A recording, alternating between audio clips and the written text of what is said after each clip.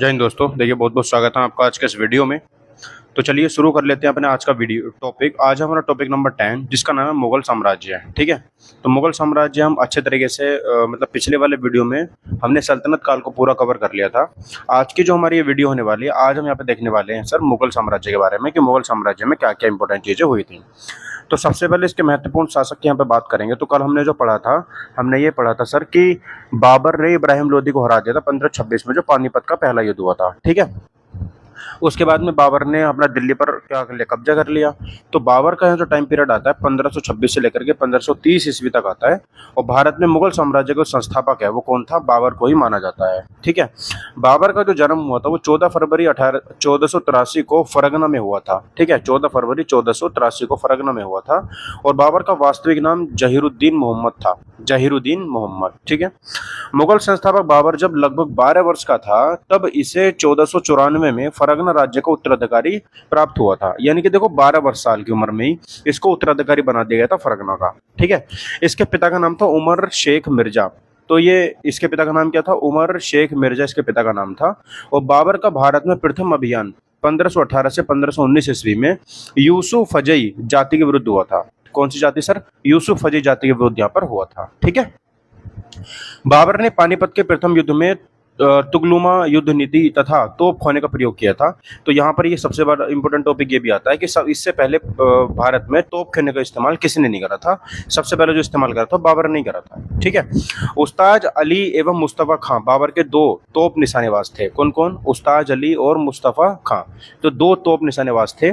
बाबर ने कलंदर की उपाधि धारण की। किसकी उपाधि सर, कलंदर की उपाधि बाबर ने धारण की थी। उसके बाद आता है सर पानीपत का पहला युद्ध, यानी कि पानीपत का प्रथम युद्ध जो आता है वो देखेंगे ध्यान से। पानीपत का प्रथम युद्ध 1526 ईस्वी में बाबर तथा इब्राहिम लोदी के बीच हुआ। इसमें बाबर की क्या हो गई, जीत हो गई, यानी कि बाबर इसमें जीत जाता है और इब्राहिम लोदी इसमें हार जाता है। उसके बाद दूसरे नंबर पर आता है सर खानवा का युद्ध 1527 ईस्वी में होता है। बाबर और राणा सांगा के बीच में युद्ध हमारा होता है। किस किस के बीच में, बाबर और राणा सांगा के बीच में। इसमें बाबर की जीत हुई तथा इसने गाजी की उपाधि धारण की थी। इसने राणा सांगा को भी हरा दिया था। ठीक है, उसके बाद 1528 में इसने चंदेरे का युद्ध लड़ा 1528 में, और बाबर और मेदिनी राय के बीच में युद्ध हुआ था। इसमें भी बाबर की जीत यहाँ पर हो जाती है। ठीक है, चलिए उसके बाद आता है सर यहाँ पर घाघरा का युद्ध जो कि 1529 ईस्वी में हुआ था। बाबर और बंगाल तथा बिहार की संयुक्त सेना के बीच हुआ था। इसमें बाबर की जीत हो जाती है। मतलब एक तरफ अकेला बाबर था, दूसरे बंगाल और बिहार की दोनों सेनाएं लड़ रही थी एक साथ, वहां भी बाबर हमारा जीत जाता है। ठीक है, बाबर ने अपनी आत्मकथा तुजु के बाबरी, जिसको बाबरनामा के नाम से भी जानते हैं, को तुर्की भाषा में लिखा है, जिसका अनुवाद मुख्य रूप से फारसी भाषा में अब्दुल रहीम खाने खाना ने किया है। ठीक है, किसने किया है, तो अब्दुल रहीम खाने खाना ने किया है। बाबर को मुबैयान नामक पद शैली का भी जन्मदाता माना जाता है। कौन सी, मुबैयान, ये एक पद शैली थी। ठीक है, बाबर की मृत्यु 1530 ईस्वी में आगरा में हो जाती है। समझ में आई बात। ठीक, बाबर यहाँ पर खत्म हो जाता है। उसके बाद में हमारे यहाँ पर शुरू होता है सर बाबर का जो उत्तराधिकारी था वो हुमायूं बनता है। ठीक है, और बाबर का मकबरा काबुल यानी कि अफगानिस्तान में स्थित है। ये भी बहुत ज्यादा इंपॉर्टेंट है। ठीक है, चलिए उसके बाद में यहाँ पे बात करेंगे हुमायूं के बारे में। 1530 से लेकर के 1540 तक पहला शासनकाल रहा था इसका। दूसरा 55 से लेकर के 56 तक दो बार इसका शासनकाल यहाँ पर रहा था। प्रथम बार हुमायूं 1530 ईस्वी में गद्दी पर बैठा था। और चौसा का युद्ध होता है 1539 में, जिसे बिलग्राम के युद्ध के नाम से भी जानते हैं। हुमायूं तथा शेरशाह सूरी के बीच में युद्ध होता है ये, और इस युद्ध में शेरशाह की जीत हो जाती है और वो हुमायूं को हरा देता है। ठीक है, दूसरा हमारा युद्ध होता है कन्नौज का युद्ध या बिलग्राम का युद्ध जिसको बोलते हैं। अच्छा, कन्नौज वाले को बिलग्राम बोलते हैं गाइस। 1540 में हुमायूं तथा शेरशाह सूरी के बीच में युद्ध होता है, और इस युद्ध में हुमायूं पुनः हार गया और भारत छोड़कर चला गया, मतलब भाग गया भारत से, उसको भगा दिया गया। और सरहिंद विजय के पश्चात हुमायूं, मतलब उसने फिर एक युद्ध लड़ा, उसमें सरहिंदी का युद्ध उसको बोलते हैं, उसमें जीत जाता है। उसके बाद भारत हुमायूं 1555 ईस्वी में दोबारा दिल्ली की गद्दी पर बैठ जाता है। ठीक है, हुमायूं ज्योतिष विद्या में विश्वास रखता था। हुमायूं सोमवार को सफेद, शनिवार को काला और रविवार को पीला वस्त्र पहनता था। ये उसका टाइम फिक्स कर रखा था। ठीक है, हुमायूं का मकबरा दिल्ली में स्थित है और इसका निर्माण हुमायूं की पत्नी हमीदा बानो बेगम ने करवाया है। ठीक है, हुमायूं की मृत्यु 1556 ईस्वी में दीन पन्हा के पुस्तकालय की सीढ़ियों से गिरकर हो जाती है। ठीक है, चलिए आगे देखते हैं। यहाँ पे शेरशाह सूरी के बारे में बात करते हैं। शेरशाह सूरी 1540 से 1545 तक, यानी कि 5 साल तक इसका टाइम पीरियड रहा था। शेरशाह सूरी का प्रारंभिक नाम फरीद खां था। ठीक है, इसके पिता का नाम हसन खां था। फरीद खां और हसन खान। कन्नौज यानी कि बिलग्राम की लड़ाई में शेरशाह सूरी तथा हुमायूं के बीच में ये लड़ाई हुई थी, जिसमें कि हुमायूं हार जाता है। ठीक है। शेरशाह सूरी दिल्ली गद्दी पर 1540 ईस्वी में लगभग 68 वर्ष की उम्र में बैठा था और शेरशाह सूरी को अकबर का अग्रदूत भी कहते हैं, अकबर का अग्रदूत। शेरशाह सूरी ने यात्रियों की सुविधा हेतु अपने शासनकाल में अनेक सराय निर्मित करवाई, बहुत सारी सराय इसने बनवाई। ग्रैंड ट्रंक रोड, जिसको जीटी रोड के नाम से भी जानते हैं, उसका निर्माण भी शेरशाह सूरी ने करवाया था। शेरशाह सूरी ने पाटलिपुत्र का नाम बदलकर पटना रख दिया, जो कि आज का पटना आप समझ रहे होंगे उसको। शेरशाह सूरी की मृत्यु तोप के फट जाने के कारण यहाँ पर उसकी मृत्यु हो जाती है। शेरशाह सूरी का मकबरा सासाराम यानी बिहार में स्थित है और शेरशाह सूरी ने दिल्ली में स्थित दीनपनाह को विध्वंस कर पुराने किले का निर्माण करवाया था। ठीक है, चलिए उसके बाद में आता है हमारा अकबर। अकबर की यहाँ पे बात कर लेते हैं। अकबर का जन्म 1542 ईस्वी में अमरकोट के राणा वीरसाल के महल में हुआ था। ठीक है, अमरकोट के राणा वीरसाल के महल में इसका जन्म हुआ था और अकबर का राज्याभिषेक 1556 ईस्वी में कलानौर में हुआ था। कहाँ पर हुआ था सर? कलानौर में 1556 ईस्वी में इसका राज्याभिषेक हुआ था। अकबर का संरक्षण बैरम खां था और बैरम खां 1556 से 1560 ईस्वी तक अकबर का संरक्षण रहा, यानी कि लगभग 4 साल तक उसका संरक्षक रहा और अकबर निरक्षर यानी कि अनपढ़ था, इसको पढ़ना लिखना बिल्कुल भी नहीं आता था। पानीपत का द्वितीय युद्ध होता है 5 नवंबर 1556 को। अकबर तथा हेमू के बीच में यह युद्ध होता है। हेमू सूरवंशी आदिल शाह का प्रधानमंत्री था। आदिल शाह ने हेमू को विक्रमादित्य की उपाधि भी दी है। ठीक है, कि तुम विक्रमादित्य कहलाओगे, याद रखना। हेमू 22 लड़ाइयां लड़ चुका था और एक में भी उसे पराजय नहीं झेलनी पड़ी थी, याद रखना। 22 लड़ाई लड़ चुका था हेमू। चलिए आगे बात कर लेते हैं सर। यहाँ पे अकबर ने गुजरात विजय की स्मृति में अपनी राजधानी फतेहपुर सीकरी में बुलंद दरवाजा बनवाया। कौन सा दरवाजा सर? बुलंद दरवाजा इसने बनवाया। और गुजरात विजय को स्मिथ ने विश्व का सबसे तेज यानी कि द्रुतगामी आक्रमण कहा था। ये इतनी तेज हुआ था, बहुत ज्यादा। किसने कहा था? तो स्मिथ ने कहा था।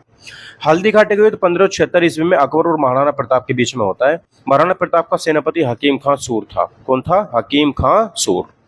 राजपूत राजा महाराणा प्रताप ने अकबर की अधीनता स्वीकार नहीं की और अकबर ने 1562 में दास प्रथा का अंत किया, यानी कि यहाँ से दास्य को उसने खत्म किया और 1563 ईस्वी में तीर्थ यात्रा कर समाप्ति तथा 1564 ईस्वी में जजिया कर को भी उन्होंने बंद कर दिया।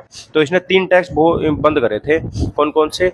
दास प्रथा 1562 में, 1563 में तीर्थ यात्रा कर और 1564 में जजिया कर, इसने सब ये बंद कर दिया था।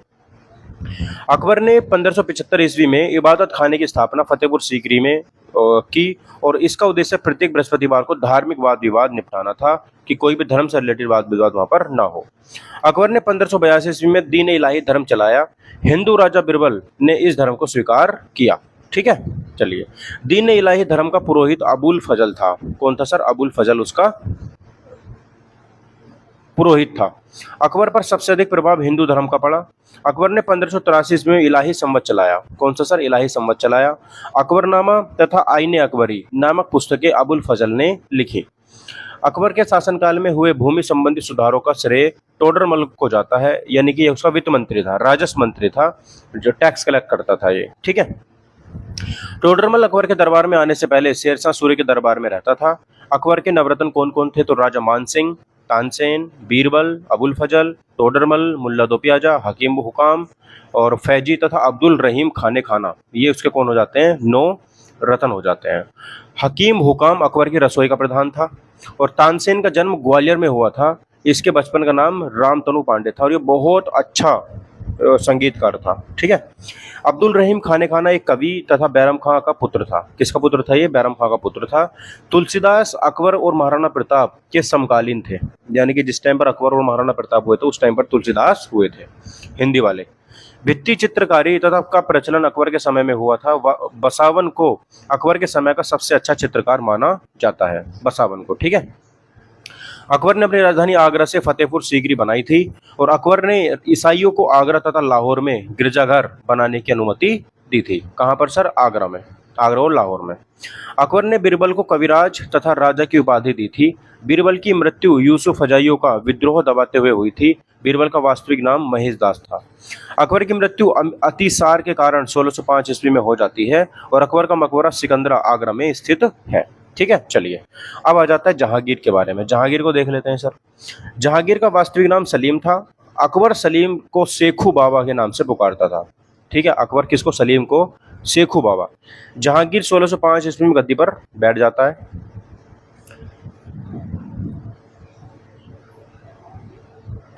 और ठीक है, जहांगीर ने न्याय की जंजीर आगरा के किले के निकट यमुना नदी के तट पर लगवाई थी। इसे न्याय की जंजीर में 60 घंटे थी, 60 की 60 सोने की थी। ठीक है, जहांगीर में तमगा कर पर प्रतिबिंब लगा दिया और शहजादा खुसरो ने 1606 ईस्वी में जहांगीर के विरुद्ध विद्रोह कर दिया। नूरजहां मिर्जा गयास बेग की पुत्री थी। किसकी? गयास बेग की पुत्री थी नूरजहां।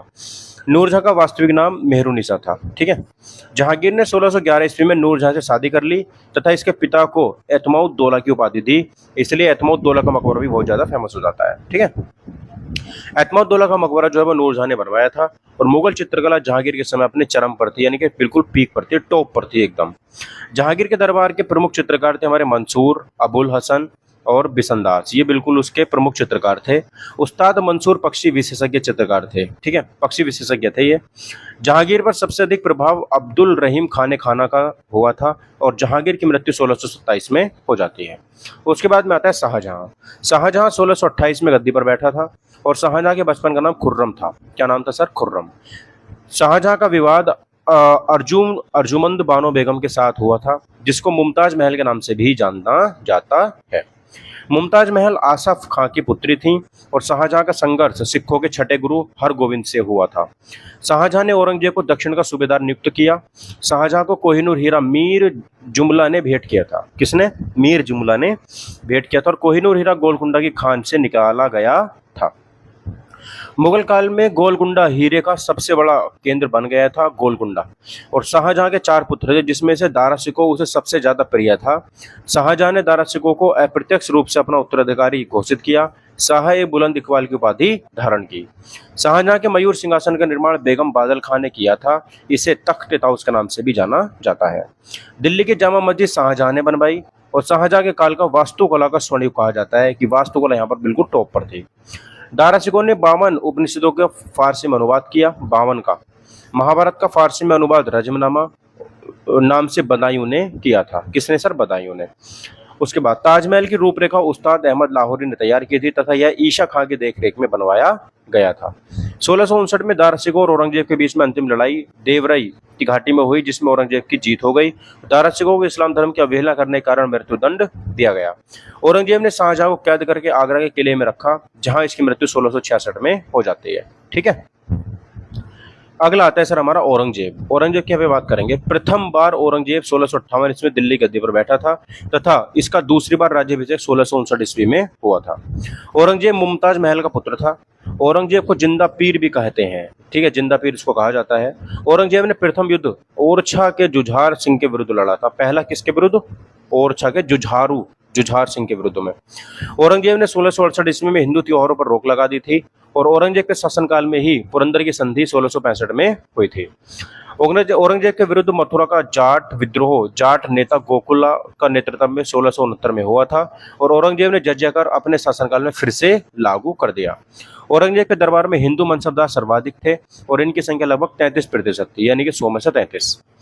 बनारस के विश्वनाथ मंदिर तथा मथुरा के केशव देव मंदिर को औरंगजेब ने 1669 में ध्वस्त करवाया था और इस्लाम धर्म स्वीकार न करने के कारण सिखों के 9वें गुरु तेग बहादुर की हत्या औरंगजेब ने करवा दी थी। औरंगजेब की मृत्यु 1707 में हो जाती है। मुगल काल से संबंधित कुछ यहाँ पे महत्वपूर्ण तथ्य हैं। जैसे मुगल काल की राजभाषा फारसी थी और मुगलकालीन सेना संगठन मनसबदारी प्रथा कहलाती थी। कुछ मनसबदारों को नगद वेतन देने की व्यवस्था भी थी। मुगल सेना 4 भागों में विभाजित थी। निसार सिक्कों का प्रचलन जहांगीर ने करवाया था तथा आना सिक्का शाहजहां ने। तो देखो, निसार शाहजहां ने, जहांगीर ने और आना शाहजहां ने। औरंगजेब एक कुशल वीणा वादक था। अकबर नक्कारा नगाड़ा बजाता था। ठीक है, मुगल साम्राज्य का प्रथम कठपुतली शासक जहांदार शाह बना और जहांदार शाह को लंपट मूर के नाम से भी जाना जाता है। मुगल शासक मोहम्मद शाह को रंगीला बादशाह भी कहा जाता है। फर्रुख शेर की हत्या सैयद बंधुओं ने कर दी थी। सैयद बंधुओं को भारतीय इतिहास का निर्माता कहा जाता है और नादिर शाह ने भारत पर आक्रमण 1739 ईस्वी में किया तथा यह अपने साथ मयूर सिंहासन को ले गया। अंतिम मुगल सम्राट बहादुर शाह जफर द्वितीय था। अंग्रेजों ने इसको निर्वासित करके रंगून भेज दिया और जहां 1862 में इसकी मृत्यु हो गई। यहीं पे मुगल साम्राज्य का ध्वस्त हो गया, खत्म हो गया, टाटा बाय बाय हो गया। तो बस दोस्तों, ये हमारा आज हमने 15 मिनट में अपना ये मुगल खत्म कर लिए हैं। अब हम कल को मराठा साम्राज्य खत्म करेंगे। जय हिंद, वंदे मातरम।